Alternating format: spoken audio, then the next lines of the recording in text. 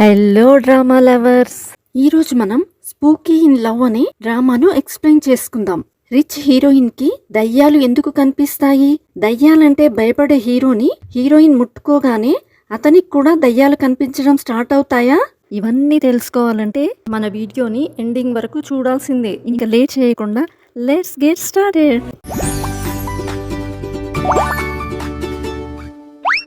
Episode స్టార్టింగ్లో మనం యోరి మరియు కాంగ్ ఇద్దరు నీటిలో పడిపోయినప్పుడు అక్కడ వాళ్ళు డామీ డెడ్ బాడీని చూస్తారు. అది చూసి ఇద్దరు షాక్ అవుతారు. కానీ అప్పుడే కాంగ్ యోరి భయపడకుండా ఉండటానికి ఆమె కళ్ళు మూస్తాడు. తర్వాత అక్కడికి రెస్క్యూ టీం వచ్చి వాళ్ళిద్దరిని మరియు డామీ డెడ్ బాడీని బయటికి తీస్తారు. కాంగ్ యోరి ఫార్మాలిటీస్ పూర్తి చేస్తుండగా యోరి దగ్గర డామీ మొబైల్ ఉంటుంది. ఫ్లాష్ బ్యాక్లో మనకు చూపిస్తారు డిజైనర్ హానా డామీ డిజైన్ను దొంగిలించినందువల్ల వాళ్ళిద్దరి మధ్య గొడవ జరుగుతుంది. డామీ అంటుంది, నువ్వు ఇంతకుముందు కూడా నా దగ్గర నా డిజైన్లు చాలా దొంగిలించావని నాకు తెలుసు.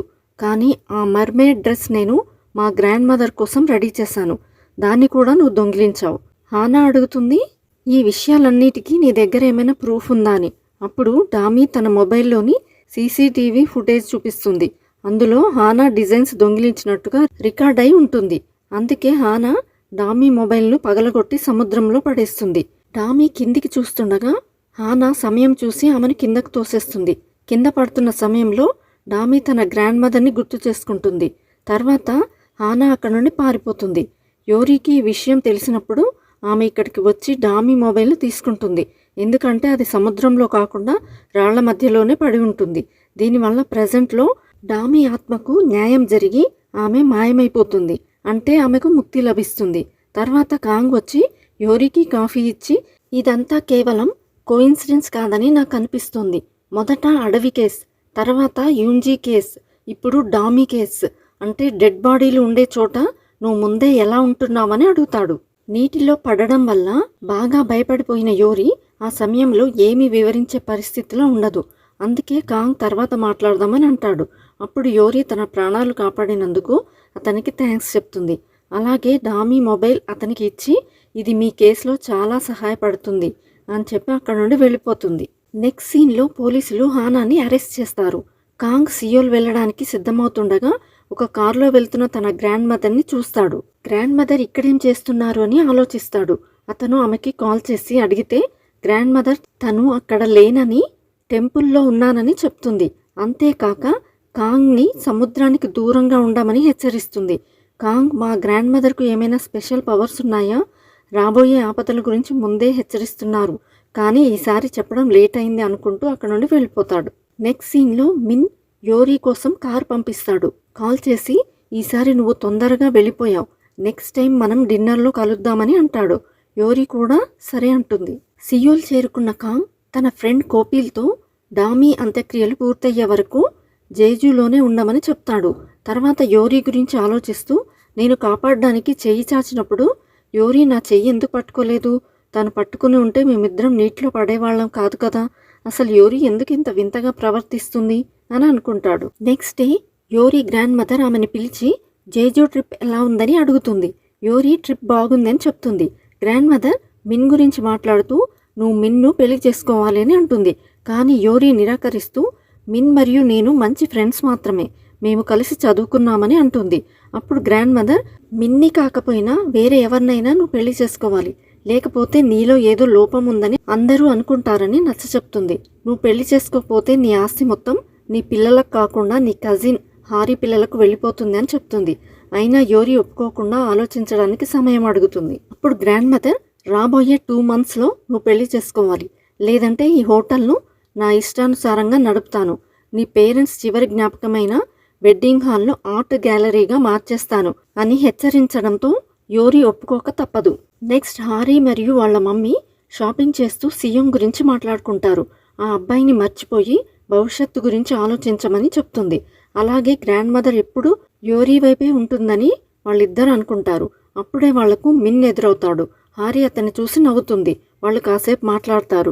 హారీ మిన్ను లంచ్కి రమ్మని పిలుస్తుంది. కానీ మిన్ తనకు పని ఉందని అర్జెంటుగా వెళ్ళాలని చెప్పి అక్కడ నుండి తప్పించుకుంటాడు. మిన్ గ్రాండ్ మదర్ కోసం ఫ్లవర్స్ గిఫ్ట్ తీసుకొని వస్తాడు. ఆమె చాలా సంతోషించి యోరీతో కలిసి అందరం లంచ్ చేద్దామని అంటుంది. కానీ క్యాబిన్కి వెళ్ళి చూడగా యోరీ కాసేపటి క్రితమే వెళ్ళిపోయిందని సెక్రటరీ చెప్తుంది. దాంతో గ్రాండ్ మదర్ నెక్స్ట్ టైం కలుద్దామని అంటుంది. మిన్ ఒంటరిగా ఒక రెస్టారెంట్లో డ్రింక్స్ చేయడానికి వెళ్తాడు. అక్కడ అతనికి చిన్ననాటి రోజులు గుర్తొస్తాయి. ఫ్లాష్ బ్యాక్లో మిన్ స్కూల్ రోజుల్లో ఉన్నప్పుడు వాళ్ళమ్మ ఫ్రెండ్స్ మాట్లాడుకుంటూ మిన్ దత్తత తీసుకున్న పిల్లవాడని, సొంత బిడ్డ పుట్టగానే అతన్ని చదువుల పేరుతో అమెరికా పంపించేశారని అంటారు. బయట నిలబడి మిన్ మరియు యోరీ ఇదంతా వింటారు. మిన్ బాధపడకుండా యోరీ అతని చెవులు మూస్తుంది. ఆ సమయంలో మిన్ మూడ్ సరిచేయడానికి యోరీ అతన్ని టెన్నిస్ ఆడడానికి తీసుకెళ్తుంది. యోరీ తనను సపోర్ట్ చేసిన విధానం గుర్తు చేసుకుంటూ మిన్ ఆనందిస్తాడు. ప్రజెంట్లో అతను ఒక పెండెంట్ని చూస్తూ ఉంటాడు. అది బహుశా యోరీది కావచ్చు. ఆఫీస్లో కోపిల్ మరియు హ్యూంగ్ లాయర్ సోహ్యూన్ కాంగ్ వెంటే తిరగడం చూస్తారు. కాంగ్ ఆమెను పెద్దగా పట్టించుకోడు. హ్యూంగ్ వీళ్ళిద్దరి మధ్య ఏదైనా ఉందా అని అడగ్గా కోపిల్ వాళ్ళ బంధం భూమి మరియు చంద్రుడు లాంటిదని, చంద్రుడు భూమి చుట్టూ తిరుగుతాడు కానీ దగ్గరకు రాలేడు. అలాగే సోహ్యూన్ కూడా కాంగ్ కోసం జాబ్ మార్చుకుని వచ్చినా అతను ఆమెను పట్టించుకోడు అని అంటాడు. నెక్స్ట్ మిన్ మరియు మిస్ హూయి కలుస్తారు.